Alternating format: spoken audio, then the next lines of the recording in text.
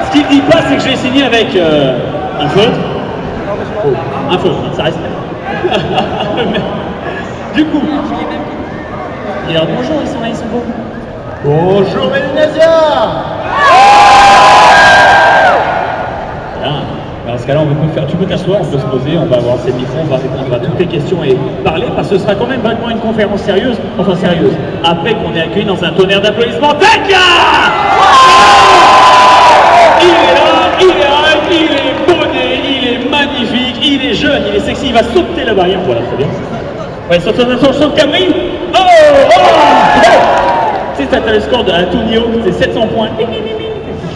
Est-ce que tu peux te vautrer en mode ragdoll, tu sais, bon, là, tu tombes dans le public, ça part en sujet comme ça. Montre-moi.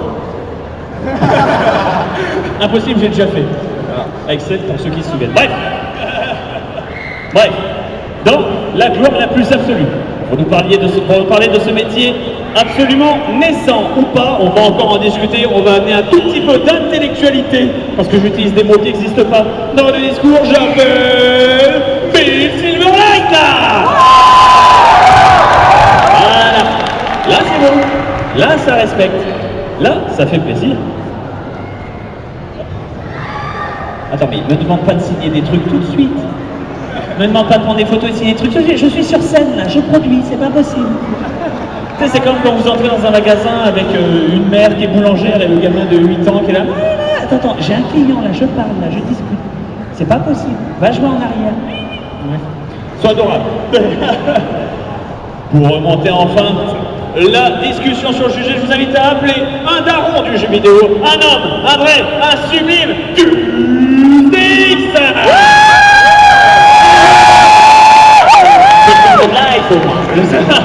Tu sautes la barrière aussi. Oh, oh, oh.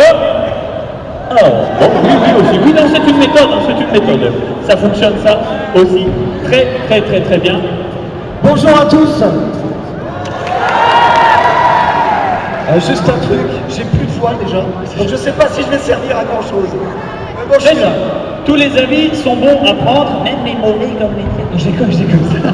Ça part mal dès le début. Je vous invite à inviter mes chers amis. Ils sont là, ils sont beaux, ils sont absolument exceptionnels. Allez! Sklik! C'était beau. Alex Sklik! Et il est là, il est beau, il est grandiloquent, il est motivé, il est sublime. Il saute même pas la barrière.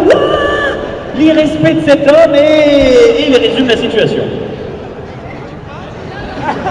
Ah bon, est-ce qu'on peut jeter des pièces, des billets, des chèques? La seule chose qu'il prend pas, c'est les cartes bleues apparemment. C'est ça, YouTube Money. Moi je commence déjà à lui jeter des vêtements. Je donne ma veste. On fait des gestes pour YouTube. Waouh, on lui jette un mouchoir rempli de... Waouh, on lui jette des pièces. Putain, ça marche. Vas-y, elle est pauvre, je te dis. Pauvre. Ça jette des centimes sur le cas. Ok, stop. C'est bien. Je viens de te reposer sur un siège. Super. Et donc, chers amis, non mais arrêtez de jeter des pièces, ça c'est on remet l'argent aux abonnés, exactement. Donc, soyez assurés que tous ces dons formidables que vous venez de nous faire iront dans une action caritative de cocaïne qui s'appelle Cocaïne pour YouTubeurs. C'était à qui les 1 euro? Il y a des bifetons, ça veut rien dire. On est censé vous apprendre des choses au sujet d'un métier naissant qui est le nôtre, et à la place vous nous jetez de l'argent. Ouais, l'analogie. Ça veut juste rien dire. Bon, eh bien écoutez, ceci aujourd'hui est censé être une conférence, une vraie, et pas juste une session questions-réponses à la nouille. Et alors, un petit peu avant que tout commence, déjà j'aimerais que la régie nous donne un éclairage, pas trop genre feu de camp, parce que quand je vois le retour caméra, on est un petit peu sous-éclairé, et surtout, c'est surtout les gens de devant, voilà, un petit peu de lumière, un petit peu de vie, un petit peu de couleur. Ouais, pas mal, c'est déjà mieux quand même. Vous nous voyez mieux ou pas? De rien. Et donc en fait, avant qu'on commence, eh bien j'avais une petite exclue à montrer. Bob. Ah oui, une exclue exceptionnelle. Le débat qui vous passionne, est-ce que les youtubeurs sont une bande de branleurs payés pour rien foutre ou pas? Eh bien, moi je suis en pleine promo d'un film qui sort dans 2 semaines. Qui a la hype pour attendre le film? Des avant-premières et des extraits de Corner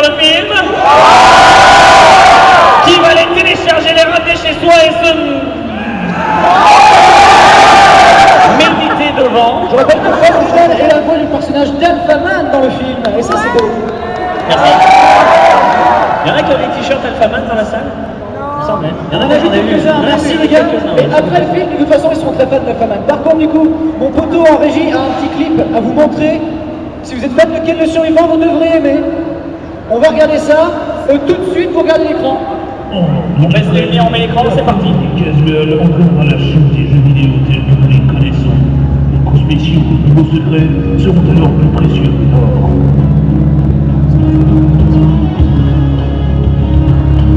Les écrans sur les côtés, hein. Les côtés là-bas. Sur chaque côté de la scène, il y a un écran.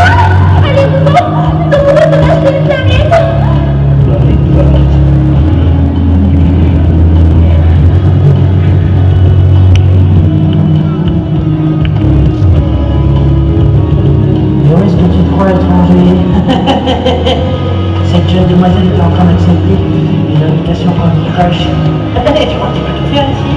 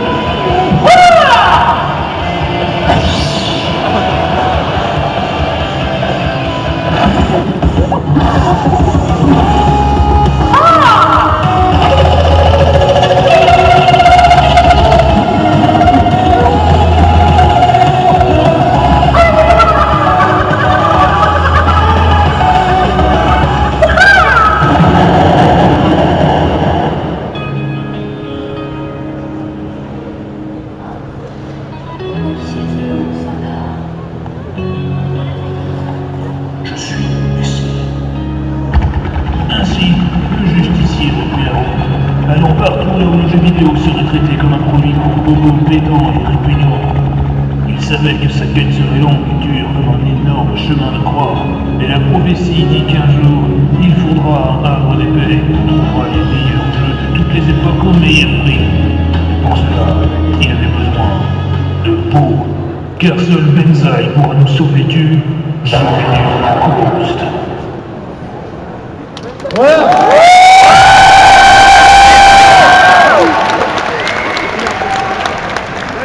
Donc ça a été très dur de ne pas montrer une seule séquence de cette séquence-là, justement dans la bande-annonce, dans aucun des teasers. Donc vous avez l'exclusivité qu'il y a cette scène de rêve, gardez le secret jusqu'à la sortie du film, qui n'est que dans 2 semaines de toute façon.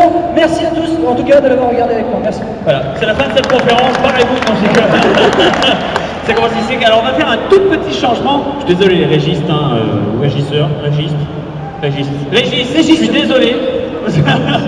On va changer un tout petit peu la disposition de notre endroit. Est-ce qu'on peut mettre horizontalement, c'est-à-dire sur le même axe que ce polochon, les 2 autres, de manière à ce que tous les gens sur le public de côté nous voient? Voilà. Enfin, on me demande à la sécurité, et je vais vous demander d'obéir. Oh, c'est bon ça! À tous les gens qui sont devant, tous là, les 5 rangées, de vouloir vous asseoir. Ouah, ça fait des tests derrière. Et oui, Tu peux nous faire un riff? Juste un riff. 1,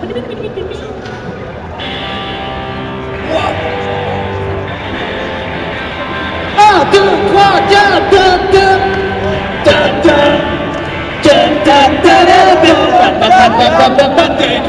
le dernier dinosaure, c'est mon ami bien plus encore. On voit bien les ratés sociaux que nous sommes.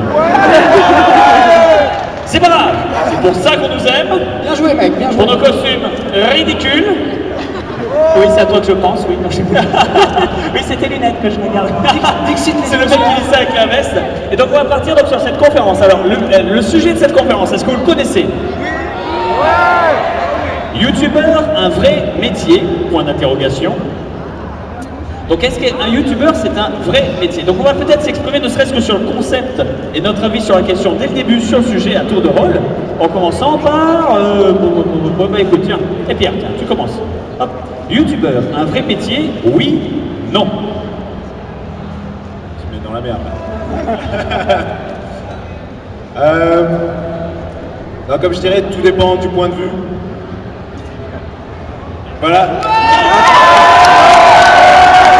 C'était la réponse philosophique. Non, tout dépend de ce qu'on définit comme métier. Aujourd'hui, YouTube permet de gagner ma vie tout en faisant ce que j'aime. Donc pour moi, c'est considéré comme un métier. Pour moi aussi, c'est considéré comme un métier. Hein. Je vais pas débattre plus pour le moment. Voilà, parce que lui avant, il était snowboarder. Tony Hawk, pro snowboarding. Non, ça veut rien dire. Le jeu qui n'existe absolument pas. Qu'est-ce que t'en penses? Oui.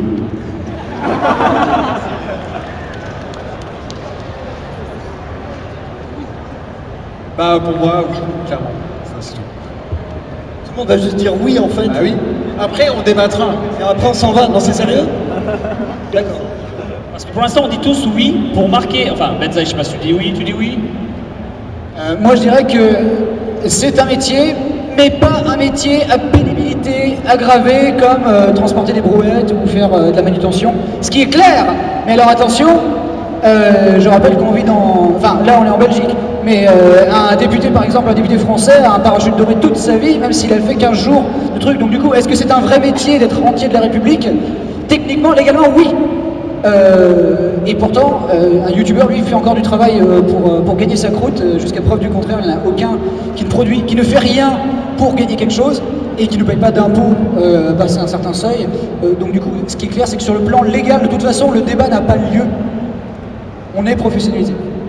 Moi, ce que je voulais savoir dans le public, c'est combien d'entre vous ont une chaîne YouTube? Est-ce que vous pouvez lever la main? Alors, d'une certaine façon, vous êtes tous des youtubeurs. La question, c'est de savoir, est-ce que parmi vous, est-ce que vous êtes tous à en vivre? Et je ne sais pas si c'est le cas. Voilà, donc je pense que youtubeurs, tous ceux qui ont une chaîne, qui font des vidéos, le sont. La question, c'est la professionnalisation, elle se place à partir du moment où on gagne de l'argent en faisant des vidéos. Moi, je ne me considère pas forcément comme youtubeur, qui est juste un moyen de diffusion, entre guillemets, et effectivement de monétiser, mais plus comme un vidéaste, un créatif, une sorte de saltimbanque du net, quoi, finalement. Voilà. Un ménestrel du jeu vidéo. C'est tellement bien dit, mais tout à fait, parce que toutes les fonctions qu'on a sont pas forcément les mêmes. Toi, effectivement, je te nommerais beaucoup plus vidéaste, entre guillemets, que moi-même, qui vous donne la même rengaine que vous adorez, dont vous en demandez. C'est pas grave, hein, ça a besoin d'exister, ça a besoin d'être fait, ça a besoin d'être donné, il faut bien que quelqu'un s'en charge. Tant qu'à faire autant que ce soit moi, j'y arrive bien. J'ai de la chance là-dessus. Mais par exemple, dès qu'il s'agit de faire des choses à peu près construites ou intelligence ou autre, moi je regarde les chronocritiques.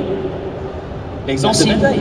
Tout à fait. Non, mais c'est pour un exemple bête ou autre, ça veut dire que tous les... C'est pas parce qu'on nous met tous dans la catégorie youtubeur, comme tu dis, qui est un moyen de diffusion, qu'on fait tous exactement la même chose. Alors le fait que professionnellement soit un métier, légalement parlant, c'est pas discutable, c'est le cas. Cependant, est-ce que la fonction ou le contenu même, ou la méthode même à laquelle on propose du contenu, nous différencie pas tous et nous individualise pas tous de notre côté? C'est une vraie question. Exactement. Alors non mais je suis pas parti trop loin. Il y en a qui ont suivi ce que j'ai dit ou vous dites pas ça pour me faire plaisir?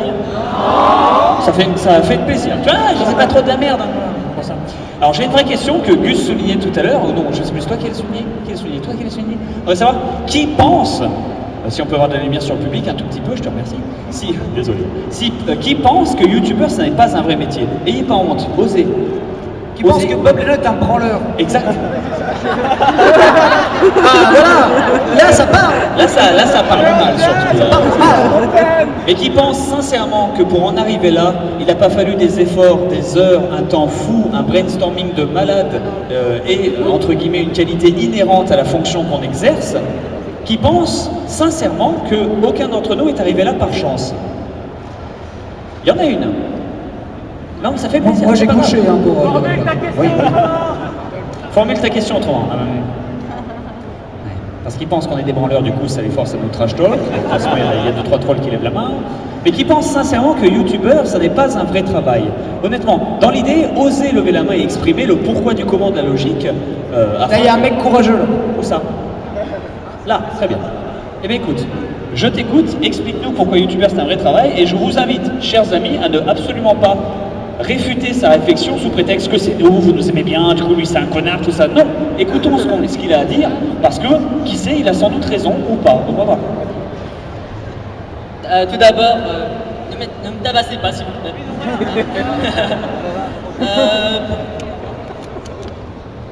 D'accord.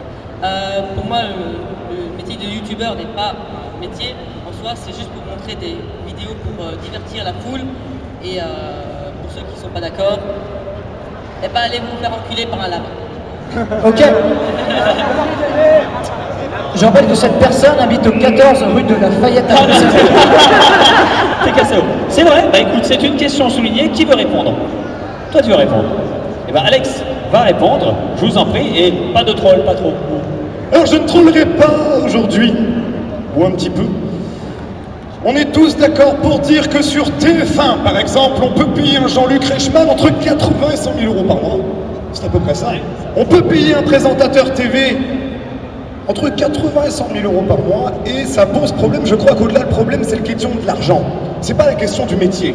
Beaucoup d'entre vous, je pense, se disent qu'il est facile de faire des vidéos parce que ça va tout seul. À partir du moment où il y a une personne qui aime, il y en a deux, il y en a trois, c'est ce qu'on appelle l'effet boule de neige. C'est en effet un petit peu le cas pour tout le monde. Plus t'as d'abonnés, plus t'es visible, plus on dit merde, s'il y a 100 000 personnes qui aiment ce mec, c'est que dans le fond ça doit être sympa, je vais regarder, enfin bref, c'est de la com. Et derrière, on est tous d'accord de regarder la télé, de regarder les programmes, on aime ou on n'aime pas l'animateur, mais ils gagnent concrètement, ces animateurs, entre 10 à 12 fois ce qu'aujourd'hui se font les gens sur YouTube ou en live. Je parle du live play parce que moi j'en suis issu. Concrètement, je fais moins de vidéos, je fais plus de live play. Et concrètement, je pense que c'est là, c'est la barrière concrètement française qui n'est pas forcément présente en Angleterre, aux États-Unis ou autres, où ils sont complètement désacralisés là-dessus. C'est en effet et un vrai métier et pas un vrai métier. Et moi, je pense que tant que la mentalité française n'évoluera pas, ça ne restera pas un métier, parce qu'aujourd'hui, ça ne l'est pas. Ce qui se passe, c'est que je crois qu'il y a beaucoup de gens qui pensent que si YouTube n'existait pas, les gens qui sont là n'existeraient pas non plus. Oui, mais on ne pourrait pas diffuser ce qu'on fait, on ne pourrait pas en vivre. Enfin, oui, forcément, YouTube n'existerait pas, on n'existerait pas. Mais ce que je veux dire, c'est qu'on n'aurait pas de moyens de montrer ce qu'on sait faire, d'aller à la télévision, de ce genre de choses. Je pense que c'est pour ça qu'on a du mal à, entre guillemets, faire valoir notre entre guillemets, travail. Parce qu'on ne serait pas soutenu par un système comme la télé par exemple, qui si forcément on y est, c'est qu'entre guillemets c'est bien, donc les gens regardent par une logique, parce qu'on s'est amené là où on est, par la force de nos bras, la force de nos vidéos, la force de la créativité pour certains ou la force de l'acharnement pour d'autres, par la force et le pouvoir du public qui nous regarde, comme il disait l'effet boule de neige. Si on en est arrivé là sans avoir été forcément soutenu par un système, au contraire en utilisant un système, YouTube en l'occurrence, qui est un putain de système de bâtard, qui est ultra complexe, enfin moi ça m'en fout, ils ont des règles de malade, enfin bref ça veut rien dire, mais en utilisant ça pour gravir, je sais pas, les gens nous accordent peut-être pas le même crédit qu'ils accorderaient du coup à un présentateur télé, là où finalement, je dérespecte absolument pas les présentateurs télé ou autres, mais la charge de travail est différente, elle est répartie de manière différente, les capacités ou talents requis pour faire ça sont complètement et diamétralement opposés pour certains. Ce qui fait qu'au final, je sais pas, c'est comme... Ah, j'ai pas d'expression. Oui, il disait chanteur. Tout à l'heure, il disait, le simple fait de produire un contenu pour des gens qui le regardent, ça fait pas de nous un vrai métier. Dans l'idée, c'est globalement ça. Non, ce qu'il a dit, c'est divertir les gens, c'est pas un métier. Moi, je pense qu'un artiste, un musicien, un clown, ou un chanteur qui fait du comme le chanteur qui divertit les gens et qui en fait parce qu'il a un talent particulier ou de la chance aussi, pourquoi pas, ça peut devenir un métier, j'en suis convaincu. Tout à fait. Je ne cache pas, perso, j'ai jamais caché qu'il y a une part de chance dans le fait. Mais comme il y a une part de chance dans la vie, comme il y a une part de chance dans le fait de trouver, entre guillemets, aussi un travail, dans le fait de trouver une opportunité, dans le fait de se la créer. Mais la chance, comme disait mon père, je me permets, c'est rare hein, quand je le souligne, j'en parle jamais. Comme disait mon père, c'est quelque chose que l'on se crée aussi pour soi. La chance pure, la chance brute arrive très rarement. Et quand ça tombe, il faut l'apprécier parce que c'est vraiment la pépite. T'es là, tu te balades et puis oh, il y a un bal dans la rue. Oh, super, c'est ça, c'est la bonne chance. C'est gratuit, c'est pas quelque chose que tu t'es créé. Mais quand un patron vient vers toi pour te donner par exemple une promotion, Alors, tu as eu de la chance que le gars précédent soit parti à la retraite, tu as eu de la chance d'avoir eu ce boulot, tu as eu de la chance de t'être fait remarquer par ton patron, mais c'est quelque chose que tu t'es créé, c'est une opportunité pour laquelle tu t'es arraché le cul, pour laquelle tu t'es... T'as pas été le dernier des branleurs à ton boulot pour que ton patron te remarque, tout simplement. Et c'est pas forcément... Et ça passe pas forcément par aussi le travail acharné, ça passe aussi par les contacts, par le social, par l'humain. C'est tout un aspect du travail que l'on ne vous apprend jamais à l'école, du moins je sais pas en Belgique, mais en France c'est pas le cas, on vous apprend jamais ça, qui aussi influe énormément. Alors je dis pas qu'on est tous des pourris, des vendus ou quoi que ce soit, mais regardez, le fait qu'on soit tous rencontrés, parce qu'on est liés par la même passion, globalement, par la même idée, par le même concept, mais qu'on ne soit pas forcément différents, ça fait de nous, entre guillemets, un groupe super et qu'on essaie de répondre aux questions et d'autres. Et au final, on se connaît, on se rencontre, on voit, on apparaît dans les vidéos des uns des autres, on fait de la merde, on rigole, on discute. Et nous, on n'est pas une congrégation complètement fermée sur elle-même qui marche en autarcie et qui tourne sur soi-même. Et on est lié par le même risque aussi. Mais voilà, on est lié par le même risque. Un truc que je voudrais... Mais du coup, en sachant que on a tous un parcours différent. Tout à fait. On a tous une histoire différente. On n'est pas youtubeurs tous de la même manière. On n'est pas arrivé par les mêmes chemins. On n'a pas eu les mêmes facilités, les mêmes difficultés. Et donc, on peut pas dire tel youtubeur. Enfin, voilà, il y a une vraie pluralité. On ne peut parler que de nos expériences, c'est vrai pour le coup. D'ailleurs, on peut vous parler aussi, si ça vous intéresse, éventuellement des origines, de là où on vient nous, pour vous donner une idée à quel point ça peut être disparate, à quel point ça peut être varié, à quel point ça peut apparaître de n'importe où, comme le talent ou un certain truc. Par exemple, je suis sûr que dans la salle, il y a un musicien qui déchire tout le monde. Peut-être, j'en sais rien. Il y a quelqu'un qui joue de la guitare, le mec là qui faisait les raccordements tout à l'heure. Le gars, toute sa vie, il va raccorder des guitares. Pourtant, c'est le meilleur, c'est Jimi Hendrix. Le mec, il déchire tout, machin, c'est tout. Tout le monde a ce talent, il suffit de le trouver, finalement, de l'exploiter et de prendre plaisir dedans. Et après, ça dépend le format, bien évidemment. C'est sûr que si vous êtes le meilleur boulanger de la Terre, YouTube ne sera pas pour vous. Bon, pour des raisons... Quoique, on sait pas, hein, on sait, ça veut rien dire, on sait jamais, hein, qui sait, hein. Peut-être les vidéos boulanger intéressent tout le monde, enfin bref. Est-ce que ça vous intéresserait qu'en quelques mots, peut-être on fasse un tour de table pour expliquer le plus vite possible nos parcours respectifs et nos vies respectives qui sont pas du tout les mêmes? Et Pierre, tu veux commencer? Attends, on leur demande, ça vous intéresse? Vous dites pas ça pour nous faire plaisir, on essaie d'avoir une vraie conversation là. Bon, ça fait plaisir. Bon alors c'est parti. Alors je vais essayer de faire court. Donc moi j'étais ingénieur tout simplement, j'ai fait de longues études, j'ai un travail classique dans l'informatique, etc. Ouais, j'étais ingénieur. Ah, je savais pas, putain t'es ingénieur en fait. Non, voilà. Je suis médecin en droit, tu quoi? Non, j'ai fait de longues études et sérieuses, etc. Le truc, comment dire, au début j'ai commencé YouTube par hasard, pour le fun. Il s'est avéré que ça s'est développé et à un moment j'ai passé le cap de me poser la question. C'est comme tout, YouTube c'est un risque, comme tout métier dans un sens où on est auto-entrepreneur. C'est un risque à prendre, une barrière à passer. Certains osent pas, d'autres osent. Il n'y a pas la stabilité, etc. C'est quelque chose que j'ai osé faire.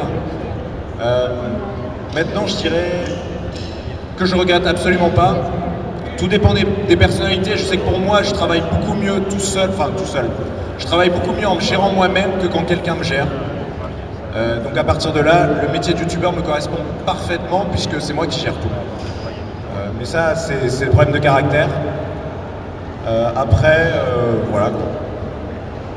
Alors, en fait, voilà, ce qui est intéressant, c'est que son parcours, c'est ingénieur, YouTube, et puis le choix à un moment d'en vivre, on va te dire, voilà, je me lance actuellement de faire le cap. Sachant qu'en France, enfin je sais pas pour la Belgique, mais en France c'est extrêmement difficile de vouloir développer son idée, de passer le cap, de partir tout seul. Si ça t'ennuie pas, bien on va demander à Tech, parce qu'on a 15 minutes en fait. Ouais, je vais te le faire passer. Juste pour finir.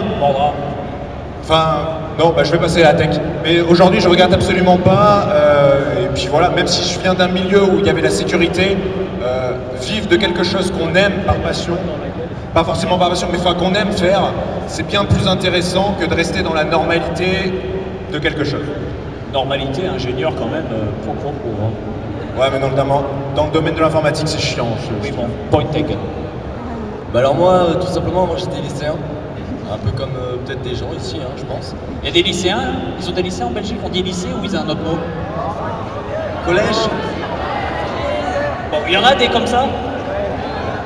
Il y en a qui font des études. Ouais, c'est Voilà. C'est bon, on est d'accord. pas mal. Bref.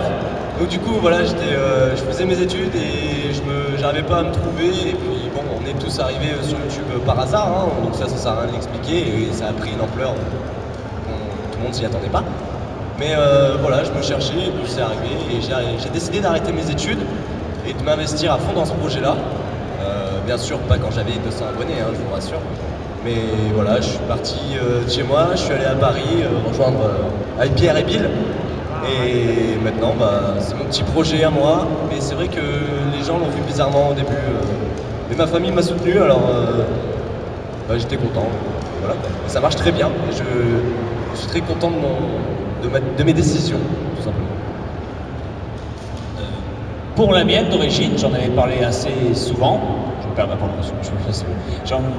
J'en parlais assez souvent, mais pour le coup, voilà, j'ai fait des études de comptabilité, j'ai eu mon diplôme, je suis officiellement un comptable, je peux faire ma comptabilité moi-même et le signer, j'ai le diplôme pour ça. Cependant, je suis bien incapable de le faire parce que après avoir eu mon diplôme avec brio, je suis passé par la case chômage, le chômage du bonheur, le chômage du délice. Et comme vous le savez, c'est Fanta qui n'est pas là, qui a 12 000 km aujourd'hui et qui vous salue d'ailleurs. C'est Fanta qui m'a cueilli comme une fleur sur le côté en disant « Moi je sais gérer, t'as l'air d'être un zébulon qui s'est bien animé, à deux on va faire des miracles. » Et ça s'est littéralement bien passé comme ça. Fanta est venu comme Link dans la caverne. C'est dangereux dehors, prends cette épée.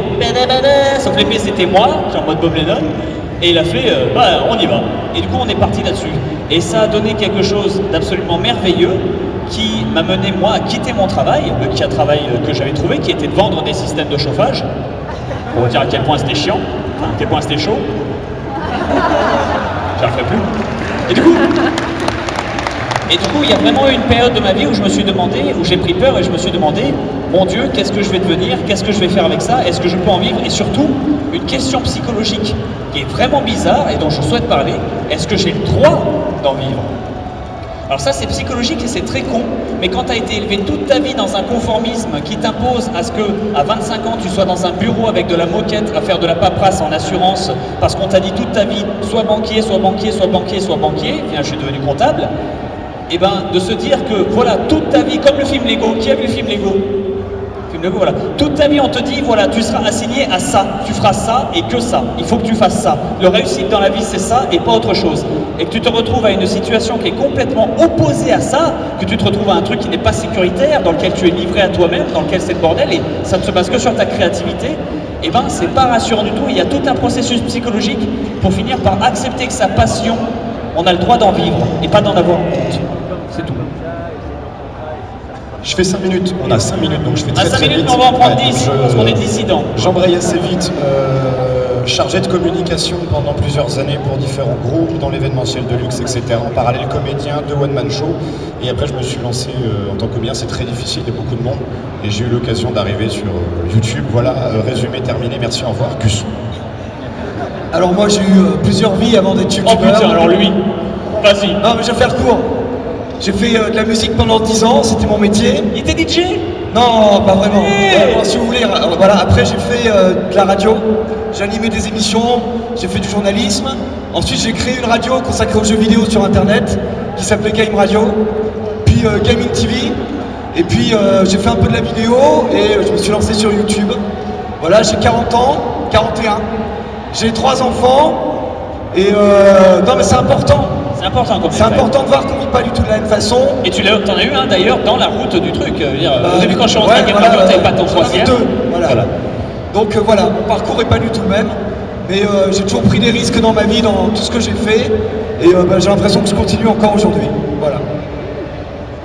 Alors moi à la base, j'ai grandi en voulant devenir acteur, puis réalisateur, donc c'est vrai que le choix moral de est-ce que j'ai le droit de gagner ma vie avec des vidéos, avec ma passion, on ne s'est pas vraiment posé parce que c'est ce que j'ai toujours voulu faire et dans le système franco-américain, j'ai suivi cette voie-là.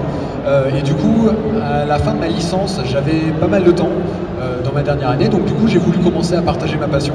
Ça a commencé tout petit. Et Et puis au fur et à mesure ça a grandi et donc c'est pas un jour je me suis dit je vais en faire mon métier, ça s'est fait vraiment graduellement. Voilà. Moi c'est pareil, c'est venu d'une passion en fait pour le divertissement vidéo et le côté en fait de se mettre en scène. Et à la base en fait moi je suis professeur d'anglais et j'ai été professeur de français en Angleterre pendant 1 an. Et pendant cette année-là à l'étranger en fait que j'avais pas mal de temps libre parce que j'étais payé à rien foutre, que je me suis lancé à faire des vidéos en anglais, en fait tout ça parce que je voulais partager avec mes amis américains les jeux que moi j'avais adorés et finalement en fait ça m'a mené sur des voies assez spéciales et ça m'a forcé en autodidacte à me mettre au niveau des pros et aujourd'hui donc j'ai un film qui sort dans 2 semaines et j'ai levé 5 000 € par mois là sur Tipeee en 3 jours. Donc du coup je pense que le public me l'a bien rendu en fait, ces espèces de 6 ans à se former soi-même pour essayer de produire un divertissement de qualité et de former en fait et de partager mes idées et mes visions avec les gens. Et donc du coup parce que j'ai toujours été le zébulon de la classe et du coup ça s'est traduit en faire quelque chose de monté, de visuel et qui partage en fait une certaine vision des choses. Voilà. Et donc du coup il nous reste combien de temps Il nous reste autant de temps dont on aura besoin, on parle. Donc, on va... C'est rare. Parce que tout le temps on fait des conférences questions à la con. Ouais, tu sens quand ton prochain épisode, ouais, monte ton cul. Enfin bref, des trucs classiques, ça fait plaisir, c'est génial. Mais là pour le coup, pour une fois qu'on dit quelque chose d'important qui peut apprendre aux gens ce que notre condition, je voudrais qu'Alex s'exprime sur le risque. Ah, le risque d'être sur YouTube. Parce que, y en a, ils pensent, ah bah oui, c'est un métier de branleur. Ils font leurs petites vidéos, ça rentre, le pognon des pubs, il rentre, et ça, je touche les couilles. Oui, mais le risque, chers amis, le risque que vous ne connaissez pas, que nous, on ne vous partage pas parce qu'on ne souhaite pas vous mettre la dèche, ni vous plonger dans la mauvaise humeur la plus totale. Mais si je reprends par exemple l'exemple de ce qui était arrivé en janvier sur YouTube et qui avait plongé, je prends l'exemple de Mathieu Sommet, pour ceux qui connaissent, ou Antoine Daniel, pour les autres qui connaissent aussi, ça leur avait mis le point parce qu'il y avait eu un changement de règles dans la gestion des vidéos YouTube et ça mettait en péril tout ce qu'ils avaient pu construire et créer jusqu'à maintenant. Je ne sais pas si vous vous rendez compte de la détresse de quelque chose qu'on peut vous dire, tout ce que tu as bâti depuis 5 ans, demain ça disparaît. Faites un enfant, attendez qu'il ait 5 ans, mettez-lui une balle dans la tête. Non mais c'est bourrin. Enfin, rendez-vous compte à quel point ça peut être bourrin quoi. C'est que c'est pas, non pas que c'est pas simple, mais il y a une vraie prise de risque, c'est pas une sécurité que d'être youtubeur, c'est pas ça y est, tous les mois, je gagne du pognon en faisant rien, loin de là. Non seulement c'est du travail, mais en plus du jour au lendemain, c'est aussi risqué que de se dire tiens, je veux être musicien ou comédien ou peintre. Quand on a un emploi fixe, on est payé tous les mois. Peu importe qu'on ait fait du travail correctement, qu'on ait été recadré ou autre, on est payé. Quand vous voyez dans l'actualité qu'une usine ferme ou qu'une société ferme et licencie tout le monde, il y a non seulement des assurances qui prennent le relais, c'est déjà un drame dans tous les pays dans ce cas-là. Donc on parle d'argent, etc. Comment on va faire pour ces gens? Pour les youtubeurs, il n'y en a pas. Je vais donner un exemple, je pense que Pierre va donner le sien après en tant qu'ingénieur, la paye n'est pas dégueulasse. Personnellement, aujourd'hui, je ne vis pas d'Internet, je donne mon cas. Aujourd'hui, je gagne moins de 1 000 €. Je suis obligé de travailler à côté, puisque à aujourd'hui, malgré les lives qui sont suivis et les vidéos, je suis le moins gros de tous ceux qui sont là. Concrètement, on ne vit pas, c'est-à-dire que c'est la roulette russe tous les mois de « je vais te filer 1,10 € pour tes 1000 vues, mais il y a machin, on vire ça, non, je vais te filer 2,20 €, je vais te filer... » On n'est pas en disant « je gagne pas tant de l'heure, je gagne pas tant aux abonnés, je gagne si les gens viennent voir les vidéos sans bloquer les pubs, en étant contents, en regardant toute la vidéo, et que YouTube est d'accord pour le filer l'argent 2 mois plus tard. » Donc c'est concrètement aujourd'hui, c'est pas un métier où tu fais ton boulot, tu rentres chez toi, crevé ou pas crevé, tu reçois ta paye le 1er du mois, le 31 ou autre. Là t'es là, tu serres les fesses et tu fais AdSense ou ton, peu importe, tu vois, t'es là, tu fais et merde. Voilà, donc tu sais pas si tu bouffes un kebab parce que c'est la fête ou si c'est encore les pâtes, Pierre. Ouais, pour rebondir dessus sans parler forcément argent, une particularité qu'on a, qu'on partage pas forcément avec beaucoup de choses, c'est qu'on est absolument dépendant d'un seul acteur, qui est YouTube. Non, moi justement, j'allais dire, le risque... Oui, on est dépendant de 2 choses. Des viewers, ça peut s'arrêter du jour au lendemain, mais on est surtout très dépendant d'une plateforme pour laquelle, malgré qu'on soit les acteurs principaux, on n'a absolument aucun pouvoir. Et aujourd'hui, vous demandez à n'importe quelle société de marketing, si vous voulez monter une société, vous prévoyez quelque chose et vous leur dites, vous allez avoir un seul client. Et tout le monde vous répondra, c'est kamikaze. Parce que si du jour au lendemain, le client décide d'arrêter, on meurt. Voilà. Donc, dans le métier professionnel, avoir un seul client, c'est absolument kamikaze. Nous, malheureusement, on n'a pas le choix. Parce qu'aujourd'hui, YouTube, c'est la seule plateforme pour publier les vidéos. Enfin, disons-le concrètement, hein, c'est la plus connue et il n'y a pas vraiment de concurrent. Donc, c'est une particularité de notre métier. Donc, c'est un risque qu'on connaît, pour lequel on n'a absolument pas de choix, mais qu'on assume. Moi, j'allais justement dire, non seulement il y a un risque de la plateforme, des changements, mais il y a également le risque des abonnés. C'est qu'on est soumis à votre choix, en un sens, donc il faut pouvoir suivre l'évolution, toujours rester au goût du jour, et donc on n'est pas forcément libre non plus dans notre contenu, dans nos choix. Ce qui n'est pas forcément une mauvaise chose, mais c'est à prendre en compte. Je ne sais pas si c'est important, mais il faut savoir aussi, je pense pour quasiment nous tous, ce qu'on gagne tous les mois en faisant des vidéos, ça nous permet de payer nos factures, l'essence, l'appartement, le loyer, les courses. Ouais, enfin voilà, c'est pas pour s'acheter des sapes, des fringues, sortir. Alors, objection votre honneur, avec ça, moi, avec ce que je gagne par mois, je le dis, ou d'ailleurs le montant est dans le numéro de Canard PC, j'en profite, je fais de la pub, m'en fous. Certes, je paye mon loyer, je paye mon électricité, la bouffe à mon chat et 2 slips de temps en temps le 15 du mois ou quand quelque chose est cassé. Cependant, j'ai pas de voiture, j'ai pas de grosses dépenses, j'ai pas de quoi que ce soit. Bien évidemment, quand c'est arrivé, le premier truc que j'ai acheté après avoir économisé 3 mois, c'est un PC. Comme un bon geek qui se respecte, tu mets la somme dans le PC, ouah, t'as le méga PC, mais après t'achètes plus rien. De quoi ai-je besoin de plus? J'ai pas besoin de 1000 mètres carrés, j'ai pas besoin de la Casa del Sol, j'ai pas besoin d'être roi. J'ai juste besoin d'être chez moi, d'avoir mon petit PC, d'être peinard, une famille qui m'aime et de rouler comme tout le monde. Par contre, et ça, je suis très reconnaissant envers le public et jamais je remercierai assez parce que c'est très con, c'est peut-être égotiste, je m'en excuse quoi que ce soit, mais tout le pognon en trop du coup dont je ne peux pas m'occuper et que je mets juste de côté, peut-être qu'un jour il servira à payer des études à mes gosses. Et ça, c'est con. Dans quel pays? Ouais, ça c'est la question, c'est pour ça. Mais c'est con, mais le fait d'en mettre un petit peu de côté et de penser que j'aurai la chance, le bonheur, l'honneur, grâce à vous, de peut-être transmettre quelque chose à mes enfants, que je n'ai pas encore, je promis, je m'en charge. D'ailleurs, s'il y a des volontaires, non, j'ai comme bon, bref. C'est-à-dire, rien que pour ça, pour moi, c'est mon sujet personnel, ça ne vous concerne pas les autres, j'imagine pas du tout votre avis, mais pour le coup, pour moi, c'est mon sujet personnel et c'est le truc sur lequel je voulais vraiment travailler durant la période entre mes 20 et 30 ans. Je vais avoir 27 ans le 3 avril. Et honnêtement, je suis content que peut-être un jour je puisse payer des études de prostituée professionnelle à ma fille. Ou des études de youtubeur. Voilà, ou de danseuse du ventre. Voilà. Ou de professionnel à StarCraft 2, enfin bref. Par contre, c'est un vrai boulot en Corée, ça veut rien dire. On a commencé en retard, on va finir un peu en retard et malheureusement, il y a d'autres choses de prévues sur la scène. On peut pas se permettre de décaler plus la soirée. Attends, sincèrement. Ils ont pris 3 quarts d'heure en plus, sinon on prend 10 minutes en plus, on résorbe 35. Il y a des groupes qui arrivent? Ouais, on peut pas se permettre. On va quand même répondre juste à cette dernière question, à ce que ça nous permet de faire dans notre vie. Et voilà, parce que pour ceux qui s'imaginent qu'on vit en limousine, c'est un hélicoptère et une limousine. Une limousine, tu vois, une limousine, ouah, et qu'on vit en limousine et que c'est la classe et la richesse ou quoi que ce soit. Non, la réponse est non, parce qu'on est des gens comme vous, on est des gens qui... C'est comme vous, si je vous dis, demain, vous avez 10 milliards qui tombent dessus, vous faites quoi? Vous achetez des fringues, vous achetez un gros PC par ZD Geek, vous faites un petit tour du monde, tout ça, mais au bout d'une semaine, vous allez dire, est-ce que j'ai besoin de tout ça? J'ai tout fait, voilà, entre guillemets ou autre. Et vous allez peut-être, je sais pas, pour certains d'entre vous, vous allez penser à vos enfants, vous allez penser à votre famille, vous allez penser à votre proche, vous allez penser à toutes ces petites choses dans votre vie que vous n'avez jamais pu réparer et que vous allez vous envoyer à faire. Et ça, le fait que je puisse le faire, moi par exemple à titre personnel, grâce à vous, c'est quelque chose d'exceptionnel. Et dernière chose aussi, si parmi vous il y en a qui veulent devenir youtubeurs, je vous encourage à le faire. Soyez créatifs, soyez inventifs. Pourquoi pas? Il n'y a pas de saut métier aujourd'hui. C'est assez difficile de trouver un moyen de vivre.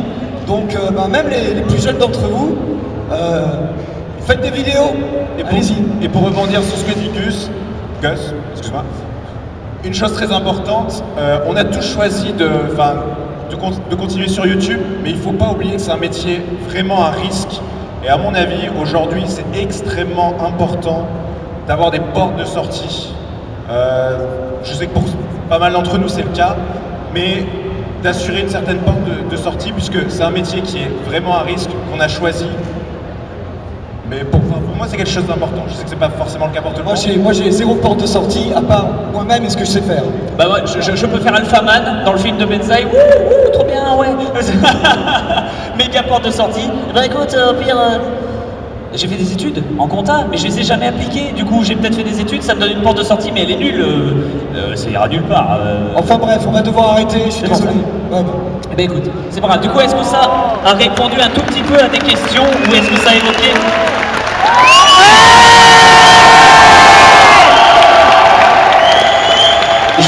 Juste une dernière chose, je veux en être sûr. Est-ce que ça a évoqué ou répondu à des questions que vous ne vous posiez pas du coup, hein, bêtement ou autre? Est-ce que ça a évoqué